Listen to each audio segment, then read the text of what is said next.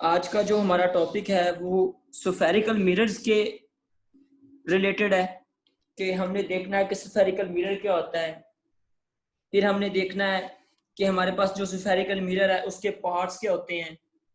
ठीक है, अगर स्टूडेंट्स आपके पास बुक्स हैं तो आप निकाल लें, क्योंकि मैं आपको बुक से रीड करवाता जाऊंगा, बताता जाऊंगा कि यहाँ से देख लें इसको, और साथ में एक्सप्लेन भी मैं करता जाऊंगा।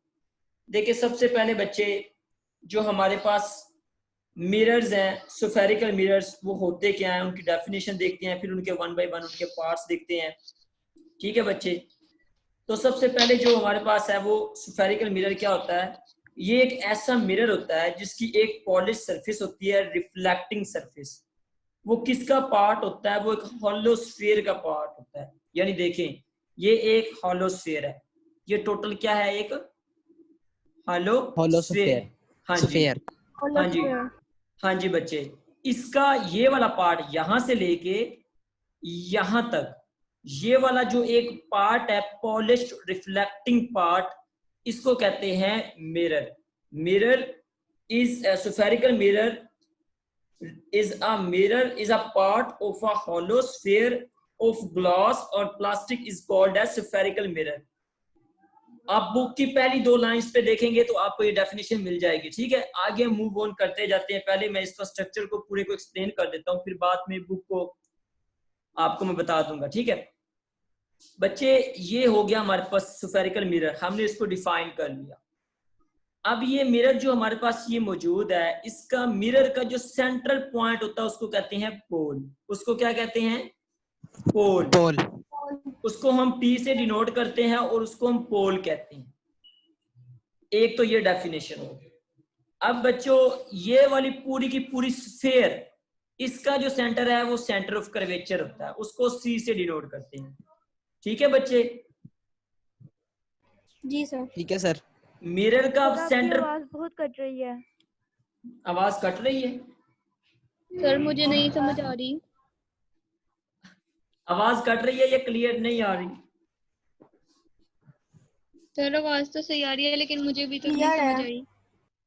अच्छा चले ठीक है बच्चे, ये एक पूरी स्फीयर है। ये क्या है, एक स्फीयर है पूरी।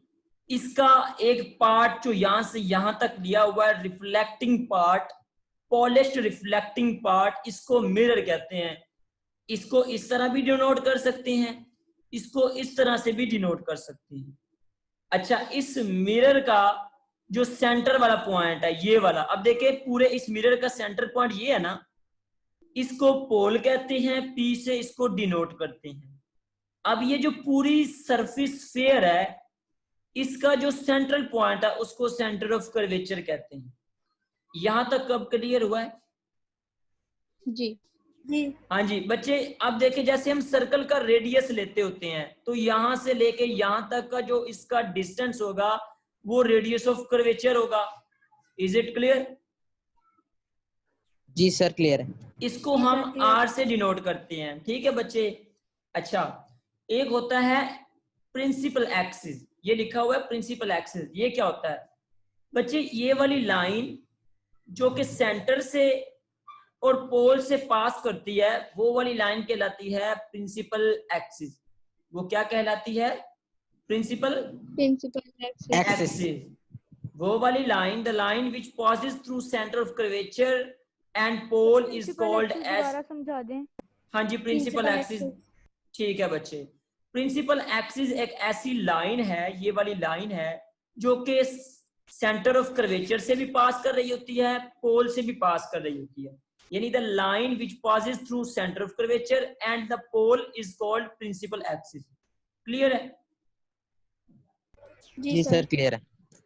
हाँ जी, अब तक हमने जो 3-4 चीजें पढ़ी हैं, इस जो फिगर आपको नजर आ रही है, इसमें वो 3-4 जो चीजें हैं, उसमें मुझसे पूछे, कोई क्वेश्चन है तो पूछें। पहली चीज हमने की कि कनकेव मिरर या कन्वेक्स मिरर, ये तो बाद में देखते हैं कि दो तरह के होते हैं। मिरर स्फेरिकल क्या है, ये एक स्फीयर का पार्ट होता है। प्रिंसिपल एक्सिस और होलो स्फीयर एक मरतबा दोबारा समझा दें। होलो स्फीयर का मतलब है कि खाली बिल्कुल ये स्फीयर है, ये वाली स्फीयर है पूरी की पूरी, ये स्फीयर है, होलो स्फीयर। और प्रिंसिपल एक्सिस है ये वाली लाइन जो कि सेंटर में से, सेंटर ऑफ कर्वेचर में से और पोल दोनों में से पास कर रही है, वो वाली लाइन, ठीक है, क्लियर है? जी सर। अलीशा क्लियर है?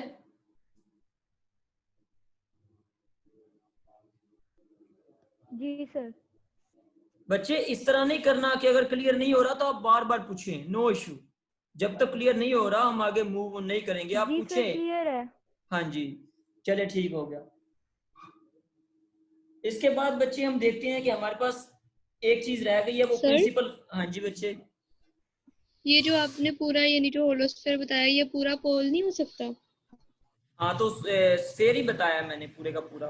अब देखिए बच्चे मैं आपको बताता हूँ नहीं। ये, नहीं मैं आपको बताता हूँ, वो जो आप क्वेश्चन करें मुझे समझ आ गई कि ये देखें, ये एक फॉर एग्जांपल मिरर है, ठीक है, इसको हमने कह देना है कि ये एक पार्ट ऑफ स्फेयर है, ये इसका आपने एक सर्कल ड्रा कर लेना। हालांकि ये देखें इसका एक्चुअल में देखा जाए, ये तमाम चीजें ड्रॉ करने के लिए हमने इसका स्फेरिकली एक स्फीयर लिया है, लेकिन बेसिकली ये जो मिरर है वो यहां से लेके यहां तक, जस्ट टू डिफाइन इट, हमने जस्ट इसको इलेबोरेट करने के लिए ये डॉट्स लगाए। डॉट्स लगाने के बाद हमने कह दिया कि ये वाला जो हिस्सा है ये एक स्फेरिकल स्फीयर का हिस्सा है।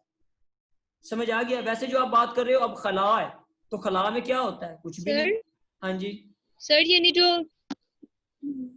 यानी जो बाकी चीज है वो मिरर नहीं है, बस ये जो पोल वाला हिस्सा हाँ है जी यही मिरर है। हाँ जी बच्चे, ये वाला मिरर है, ठीक है। जी ठीक। अच्छा हमारे पास जो है ना, इसमें दो चीजें रह गई हैं, एक प्रिंसिपल फोकस रह गया और प्रिंसिपल फोकल लेंथ रह गया। इसको हम देखते हैं। तो इसको देखने से पहले मैं आपको एक चीज बता देता हूं कि हमारे पास मिरर्स कितनी तरह के होते हैं। हमारे पास मिरर्स दो तरह के होते हैं। कितनी तरह के होते हैं? तो एक हमारे पास होता है कनकेव मिरर, एक हमारे पास होता है कन्वेक्स मिरर। अब बच्चे जो कनकेव मिरर होता है उसकी जो इंटरनल साइड होती है, उसकी जो अंदर वाली साइड होती है वो रिफ्लेक्टिंग होती है। देखें रेज आ रही हैं, रिफ्लेक्ट बैक हो रही हैं, ऐसे ही है बच्चे, रेज आ रही हैं, रिफ्लेक्ट हो रही हैं। तो the mirror which has the internal side reflecting, या फिर इसको इस तरह डिवाइड करें, a spherical mirror whose inner curved surface is reflecting, यानी कि अंदर वाली कर्व्ड साइड जो रिफ्लेक्टिंग है उसको हम कनकेव मिरर कहते हैं। अच्छा बच्चे ये देखिए, जिस पॉइंट पे वो तमाम रेज फोकस कर रही हैं उसको कहते हैं प्रिंसिपल फोकस। समझ आ गया प्रिंसिपल फोकस क्या है? कि वो वाला पॉइंट जहां पे तमाम रेज फोकस करती हैं उसको कहते हैं प्रिंसिपल फोकस। क्लियर है? सर ये भी कह सकते हैं जहाँ पे रेस क्रॉस करते हैं एक दूसरे को। हाँ जी बच्चे, क्रॉस ना कहें, क्रॉस का मतलब है कि यानी कि इसको क्रॉस कर जाना, लेकिन इसका मतलब है कि वो यहाँ पे मीट कर सर रहे आपकी हैं। आवाज कट रही है। बच्चे क्रॉस कह सकते हैं, लेकिन इसमें देखा जाए तो ये तमाम की तमाम जो रेज हैं वो एक पॉइंट पे मीट कर रही हैं। ठीक है बच्चे, क्रॉस भी आप कह सकते हैं क्योंकि वो उसको टच कर रही हैं, लेकिन क्रॉस का मतलब ये होता है कैंसिल कर देना, ये इस तरह क्रॉस लगा देना, लेकिन ये तमाम मीट कर रही हैं एक पॉइंट पे। ठीक है बच्चे, क्लियर है? जी सर क्लियर है। उसके बाद है जी कन्वेक्स मिरर। कन्वेक्स मिरर वो होता है जिसकी अपर साइड रिफ्लेक्टिंग होती है, जिसकी ऊपर वाली साइड क्या होती है? रिफ्लेक्टिंग होती है। इसको नोट करें आप, इसको ऑब्जर्व करें कि ये देखिए रेज आ रही हैं, इसकी अपर साइड से रिफ्लेक्ट हो रही है। ठीक है, समझ आ गया?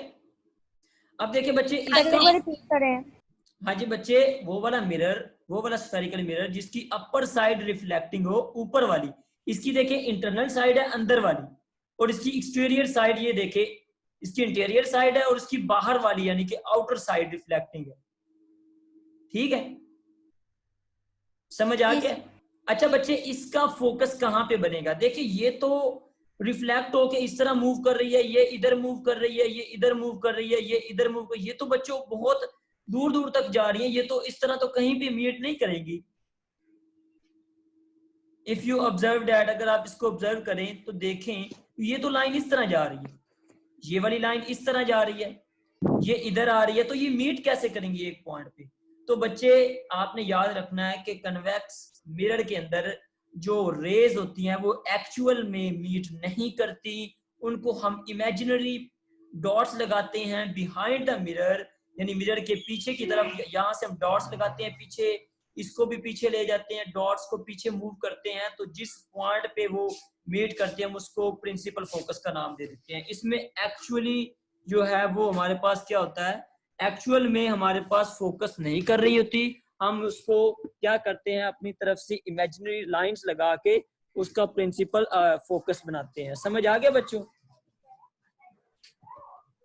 जी सर हाँ जी बच्चे। सर ये जो कन्वेक्स में बीच वाली रे है वो रिफ्लेक्ट नहीं कर रही? रिफ्लेक्ट कर रही है बच्चे, क्योंकि मैंने बताया था कि जितना एंगल ऑफ इंसिडेंस होगा उतना ही एंगल ऑफ रिफ्लेक्शन होगा। ये यहाँ से आ रही है, टकराने के बाद इसी एंगल से वापस मुड़ रही है। ठीक है? ठीक है सर। हाँ जी बच्चे, और कोई क्वेश्चन? इसकी मैं आपको सर, मोर क्लियर। हाँ जी सर मैंने आपसे पूछना था, कनकेव लेंस में जो होती है वो रेज रिफ्लेक्ट होती है और कन्वेक्स में नहीं होती रिफ्लेक्ट। सर आपकी आवाज नहीं आ रही। बच्चे मैं तो बोल ही नहीं रहा, स्टूडेंट बोल रहा था, आवाज मेरी कैसे आती? हाँ जी बच्चे, आप लेंस पे क्यों चले गए अभी? लेंस तो भी बहुत दूर है, अभी तो मिरर्स पढ़ लें, फिर हम इंशाल्लाह लेंस पे भी चले जाएंगे।